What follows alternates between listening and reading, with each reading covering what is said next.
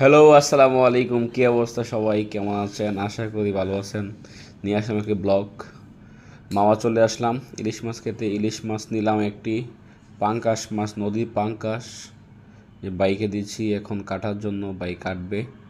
আর ইলিশ মাছ বিশাল বড়, আর পাঙ্কাশ মাছের সাইজগুলো দেখুন কত সুন্দর। এখন এক ভাই বাসবে মাছ, মাছ ফ্রাই করবে। অস্থির গ্রাম ছুটে গেছে, পুরো মা গ্রামে অস্থির হয়ে গেছে। ঠিক আছে, আপনাকে ব্যাকগ্রাউন্ড দেখাবো, ব্যাক সাইডগুলো মাওয়াতে। এখন আগের মতো মাওয়া নাই কিলাম এখন, ঠিক আছে, উন্নত হয়ে গেছে। কত সুন্দর মিউজিক, কত সুন্দর খেলনার অপশন, কত গাড়ি। আগের এত মানুষ ছিল না, আগে খালি কিছু বাইক ছিল, বাইকার ছিল, আর এখন তো কত গাড়ি, আল্লাহ! মানে মাওয়ার ফিলই অন্য ধরনের হয়ে গেছে এখন। চলে আসলাম আমি অতি সামনে আপনাদের কাছে।